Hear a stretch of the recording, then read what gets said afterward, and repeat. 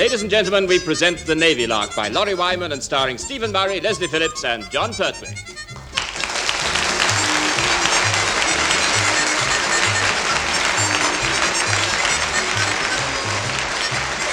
If there's one thing Captain Povey really enjoys, it's getting to his office every morning. And if you've ever met Mrs. Povey, you can understand his enthusiasm.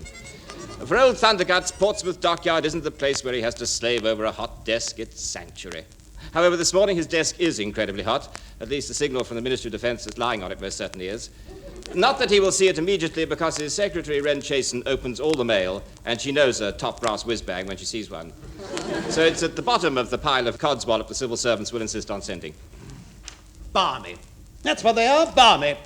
I swear we get more copies of rubbish that should have gone to the Army or the Air Force than we ever get on naval matters. You could be right, sir. Since the changeover, Portsmouth Council have had to put on 3 extra dust carts to take away the screwed-up bits of paper from your waste paper basket. Well, I'm not surprised. What little pearl of wisdom have they sent you this morning, sir? Oh, it's brilliant. I am informed by some idiot who calls himself the ADOC, brackets E, stroke Ink Stores Admin, to LDKC, branch of EUKT, brackets Ships. Crikey. This fool solemnly informs me that as from the 1st of next month, apart from ceremonial occasions, I shall cease to wear puttees.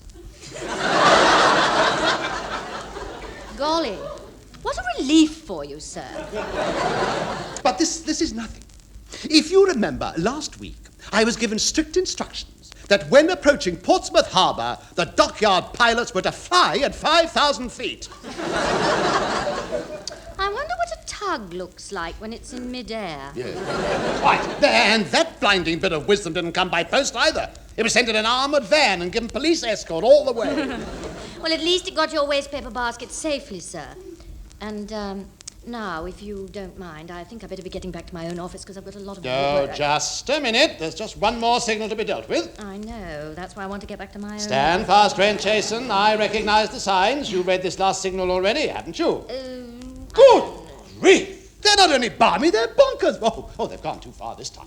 If they take this redundancy much further, the Royal Navy will consist of one small boy in a rowing boat. I know what you mean, sir, but it's only sea-going personnel they want to cut down on this time. Only sea-going personnel, not administrative. Well, according to that signal, sir. Oh, yes. Well, of course that's different. Yeah. Well, it is high time we made cuts in our expenditure. I've told them time and time again, if only the Navy stopped manning ships, the cuts in the administrative staff would be completely unnecessary. Speaking as a chair-born sailor yourself. Exactly. Yeah, Wren Chasen, I have had enough to contend with from these steaming idiots in Whitehall without adding... Wait a moment. How old is Lieutenant Murray? I was quietly confident that the penny would drop sooner or later. He's over the age limit, sir. Got him. I beg your pardon? I've got him. Congratulations, sir. We realized you'd be the last to know. No, I'm referring to this signal. For once, the Minister of Defence know what they're talking about him. Oh, this is the day, Wren Chasen, this is the day. Once I get rid of him, the rest of that Charl on Troutbridge will collapse like a house of cards. You're absolutely right, sir. Send this signal to HMS Troutbridge at once. Aye, sir. Further to a memo regarding redundancy of seagoing officers from ADOC. Knit one unto another. Pearl one unto another.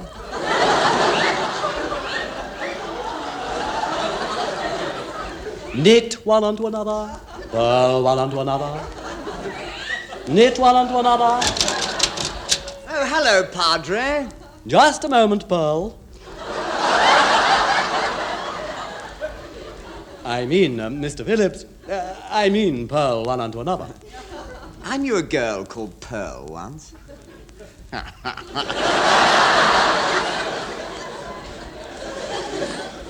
Cool. Really? How gay. Yes, she was, yes. Well, I really think we'd better change the, Otish. Eh? And probably Tosh. Language, Padre, language. What's the matter, anyway? I've dropped a tishing and toshing stitch. Morning, Mr. Phillips. Morning, Padre. Oh, Making a bit of a nit of yourself, I see. Really, Mr. Murray? Oh, dear. I've dropped one. No, he has. What made you decide to knit a dress and an overcoat in the first place, Bob? But I didn't. You mean it just turned out that way? Bishop's bloomers! I am merely repairing these garments for the Welfare Fund jumble sale. Oh, sorry, pardon, Padre. Come in. Morning, gents all, and it flipping well isn't. Oh, I've known old Thunderguts to play some dirty tricks in my time, but this one takes the biscuit clean out one's cake hole. Oh, yes, he's always been known as a dyed-in-the-wool underhanded snake in the grass, and that's by his loyal friends. But after this lot, I reckon he's so low he can walk under a caterpillar without taking his cap off. Yeah, talking of caps, all is not gold that glitters on his titfer. It couldn't be. It's rusty tinsel sailing under false colours. Like it's mendacious, unveracious, shifty, shady, double-dyed, double-faced, smoothly spoken, mealy-mouthed, hypocritical, lip-serving, truth-mincing, humbugging Una. And I've finished. Cool. He's put the boot in your career, Mr. Murray, sir. He's what? You've been cannibal, sir. It's not a matter, sir. It's a caps off, heads down, reverse arms, lower the flag. This is serious, sir. Yeah, forgive me for interrupting, but as the about-to-be-injured party, may I know in what way I'm about to be canniballed? You certainly may, sir. We've just received this signal addressed to you personal from Captain Povey, sir. Well, go on, read it for yourself, sir. Read it for yourself. Well, on second thoughts, don't bother, because I already have, sir. And a very disagreeable gawp and all. Don't have no truck with it, Mr. Murray, sir. It'll only upset you. Yeah, possibly, Chief, but I'll risk it, so let go. Well, if you insist, I do. then I shan't resist. Better not. Now then, what is all this about? Subject redundancy? One tried to warn one, but one is obviously still shaken to one's rigid and liable to do one's nut. One certainly is. This is ridiculous. What is? Old Thunderguts is trying to have me bowler-hatted because of age. Just a minute. Why only me? How old are you, Mr. Phillips? Me? Oh, I'm twiddly-umpty 4.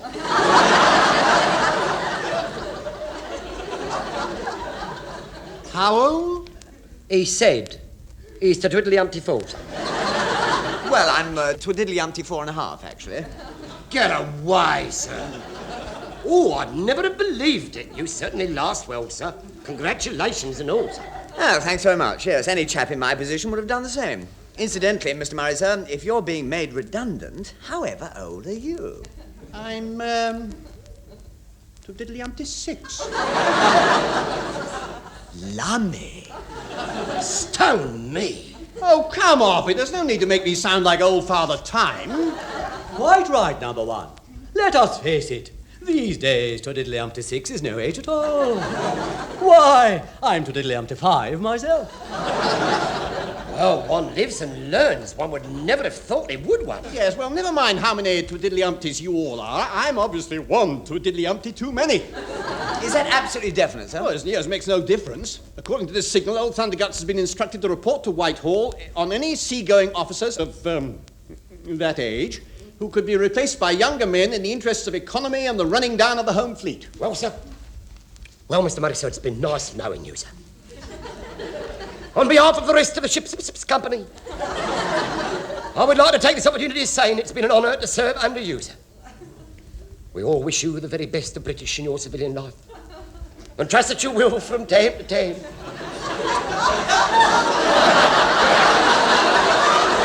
Remember, us humble metalers who are destined to serve on amidst the perils of the deep, for the sake of the old mother country. Never in the field of human conflict. All right, that'll do. Lummy. He's practically packed all your souvenirs and personal belongings in your little plastic suitcase already. When the writing's on the wall, there's hardly no sense in prolongating the anagony, sir. I haven't said I'm going yet. I'm going to fight this. Very well, bash your bonds against the brickwork if you must, sir. But it will still be the same difference. Chief, Sir? before you do actually volunteer to pack my little plastic suitcase, and wave me on my way with a smug beam all over your weather-beaten, craggy mess of a mush. Oh! Don't forget that if I do go, you are liable to get a new number one, practically straight from Dartmouth, who is young, keen, anxious to impress, and extremely conscientious. Oh. Message received and audibly understood, sir. You mean that Pertwee should remember the old proverb, better the devil, beg your pardon, Padre, you know, than the devil, beg your pardon, Padre, you don't know. Quite. On the other hand, it's more than likely that as I'm only twiddly-umpty 4, they might promote me. That settles it. You fight them, Mr. Murray, sir. You fight them. Don't you go, sir. Stay here, sir. Claim spotter's right, sir. Right, there's only one answer to this. I'm going down to old Thundergut's office and have it out with him. Man to whatever he is.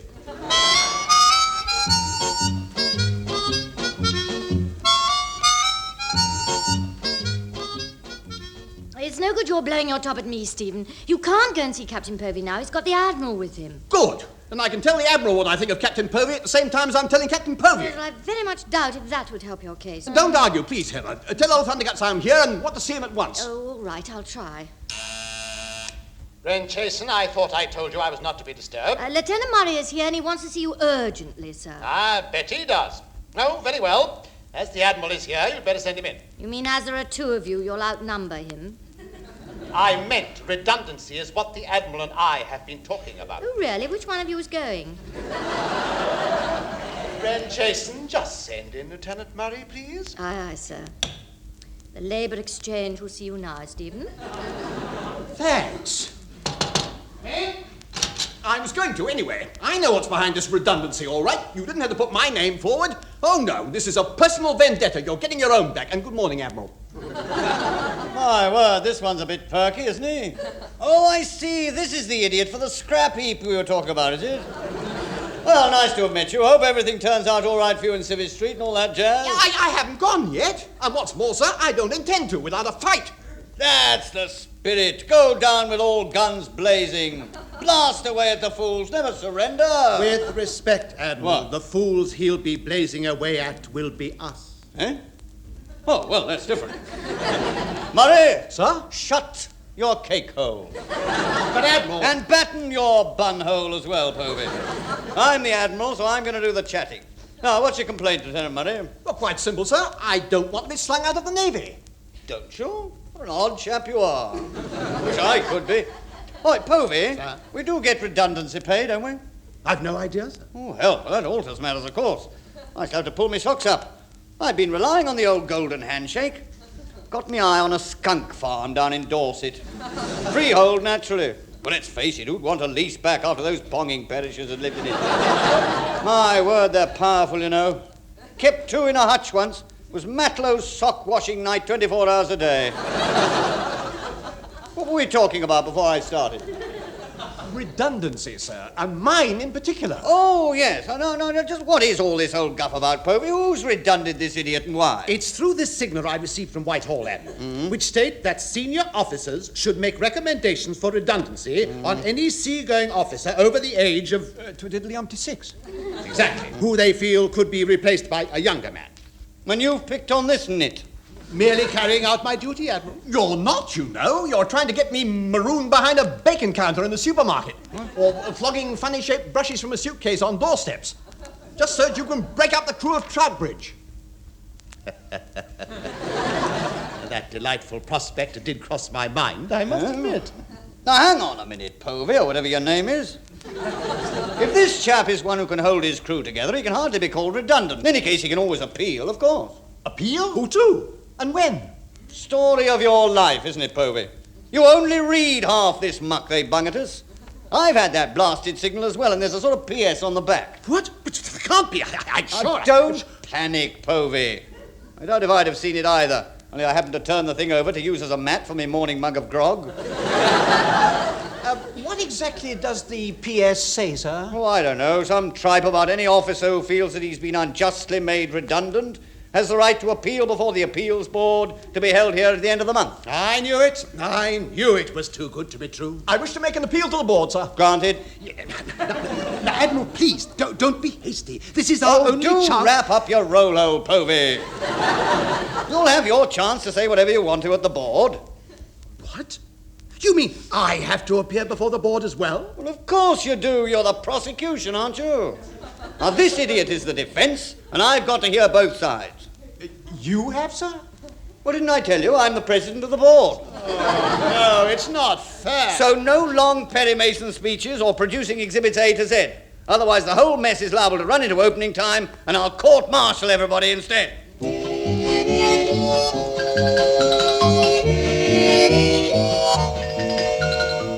This way, sir. That door must be the boarding room for the waits. I mean, the waiting board for the brooms. No.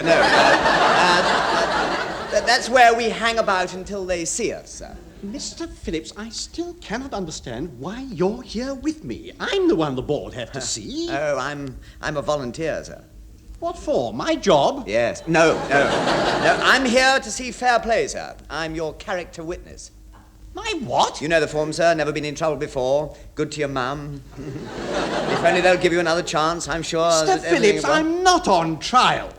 Although if they let you into that boardroom, I suppose it won't be long before I am. That's the style, sir. Think big.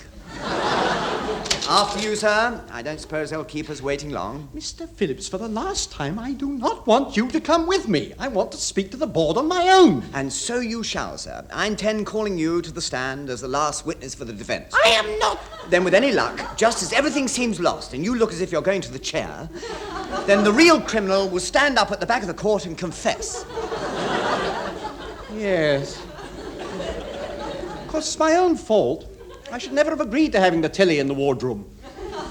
You believe every word. Rather, even the party political broadcasts. Well, of course, we always knew that you lived in a world of your own. Now, please go away, Mr. Phillips. Go and chat up some birds or something. Not likely. A chap can't desert another chap in another chap's hour of need, particularly when a chap is a friend of the other chap. Can a chap? In your case, Mr. Phillips, a friend in need is a menace. Good morning, gentlemen each. The Admiral, Captain Povale, and the board are now available.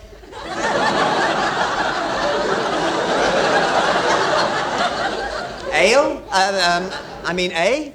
Would Lieutenant Morale step this way? Certainly, by all means.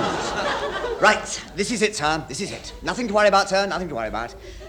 Leslie is with you, sir. That is precisely what I am worrying about.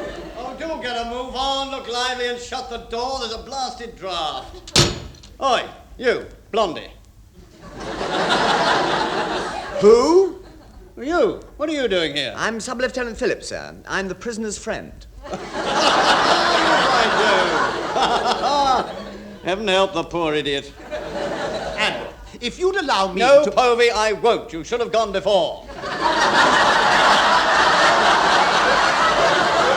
Now then, Murray, or whatever your name is, you better meet the rest of the board. I had to meet him, so I don't see why you shouldn't suffer. This is Captain Ormonroyd from Statistics. Oh, dear, I'm afraid I'm not too good with figures. Oh, not to worry, lad.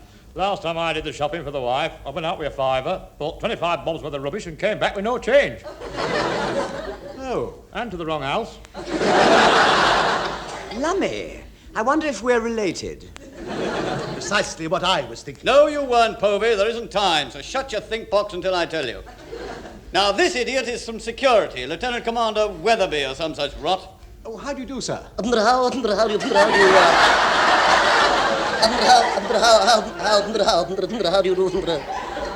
Yes, I'm delighted to. Yes, I'm delighted to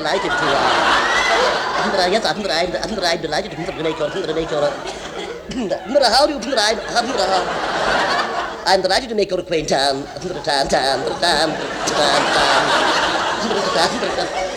Oh, to hell with it. Watch her.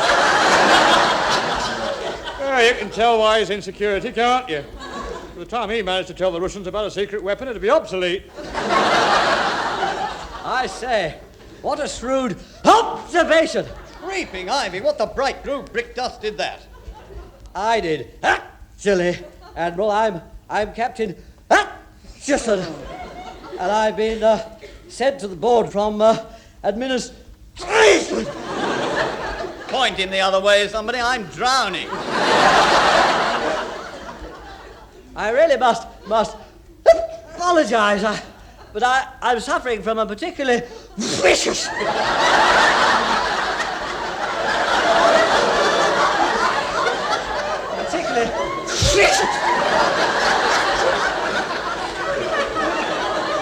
attack of hay fever. We had noticed, actually.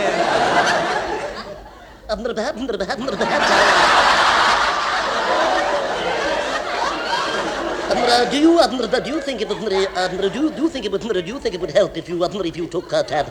If you took pills? Or some other or some other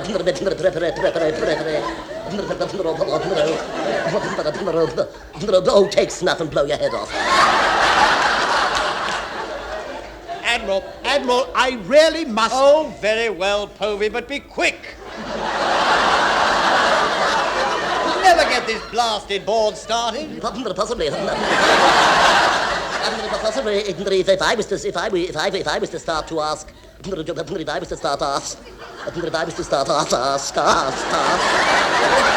few questions. It wouldn't help anyway, so you can shut your cake hole. Who are you, Ormonroyd? Admiral? Kick off. Certainly, Admiral. Now, as I see it, we're here to decide whether Lieutenant Murray is to be made redundant as a seagoing officer over the age of... Diddly-umpty 6. Exactly. Precisely!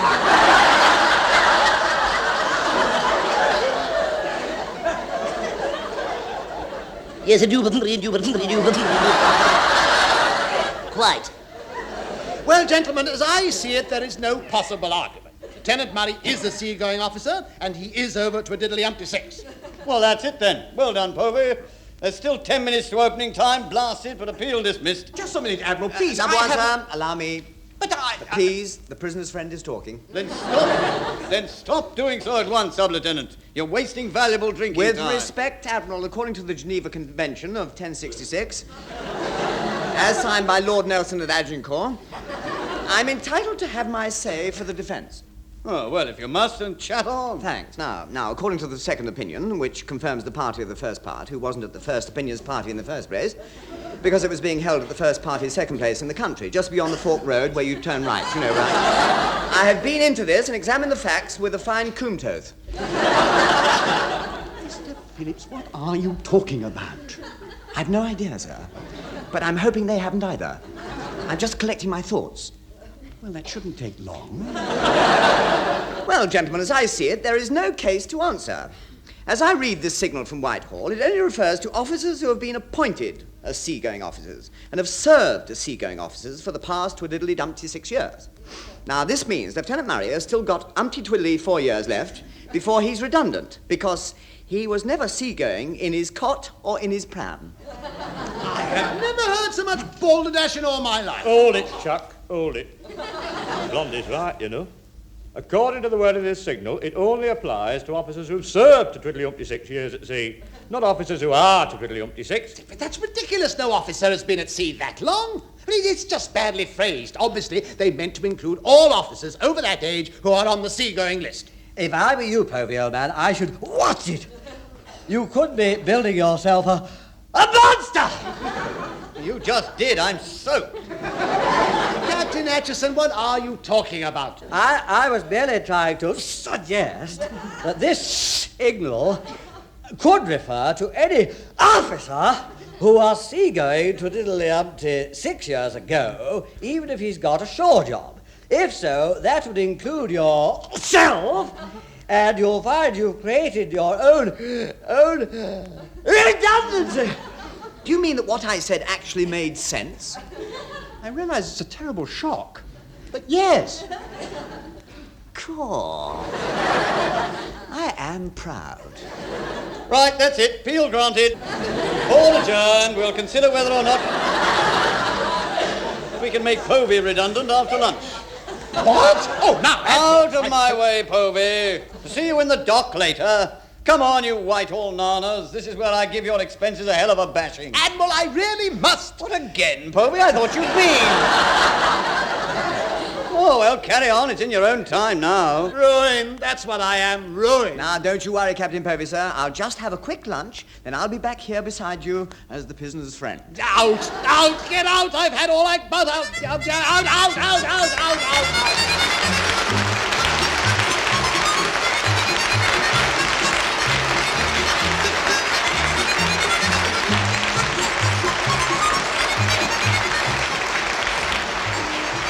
John Pertwee, Leslie Phillips and Stephen Murray have been defending the Navy Lark, written by Laurie Wyman. John Pertwee was the Chief Petty Officer and Lieutenant Commander Weatherby. Leslie Phillips was the Sub-Lieutenant. Stephen Murray was the number 1. Captain Povey was played by Richard Caldecott. Heather was Heather Chasen. The Admiral was Tenniel Evans. Captain Atchison was Michael Bates. And Captain Ormondroyd was played by Laurie Wyman. The show was produced by Alistair Scott Johnston.